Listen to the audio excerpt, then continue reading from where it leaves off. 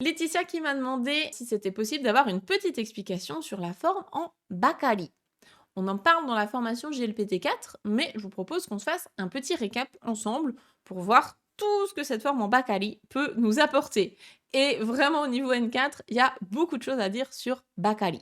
Déjà, la première utilisation, ça va être bakali dans le sens ne faire que ça.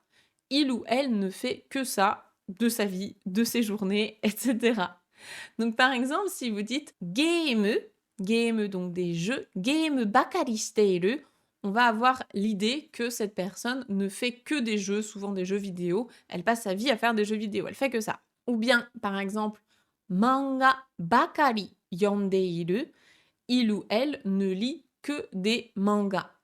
Donc ne faire que ça. Attention tout de même, il y a une petite différence entre bakari, justement là je l'ai placé juste après un nom, donc j'ai dit game bakari, manga bakari, le nom plus bakari. Il y a une différence si je fais ça et si je mets bakari derrière le verbe. Ça n'aura pas exactement la même nuance.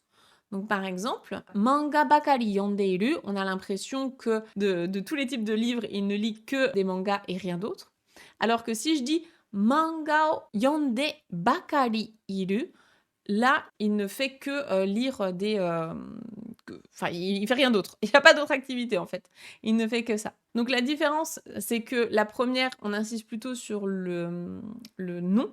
Donc, on prend ce nom-là que ça, bakari que ce nom-là, alors que l'autre, c'est l'action plus bakari, donc il ne fait que cette action.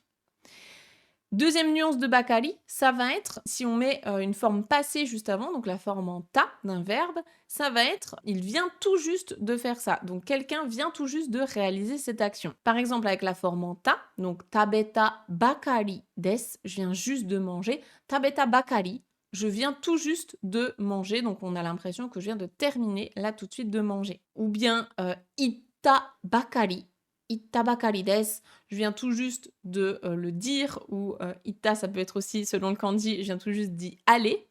Donc l'un ou l'autre, hein, je viens tout juste de le dire ou je viens tout juste d'y aller. Enfin bref, là, ce qui compte, c'est de voir qu'on a la forme en ta, verbe en ta, bakari. Là, c'est je viens tout juste de faire ça. Donc on peut le reconnaître avec la forme en ta, qui, comme vous le savez, veut dire le passé en japonais. Il y a encore d'autres notions avec bakari. J'ai déjà en fait fait une vidéo YouTube à ce sujet, donc je vous propose d'aller la voir en complément. C'est comment on utilise bakari plutôt dans le futur. Donc être sur le point de faire quelque chose.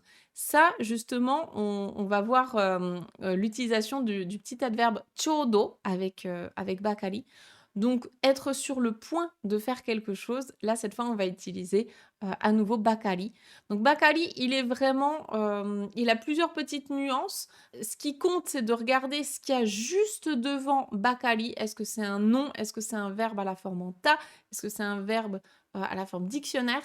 Et c'est vraiment ça qui va vous indiquer quelle est la petite nuance, la petite subtilité ici de bakari. Donc je vous renverrai vers cette autre vidéo qui est en complément.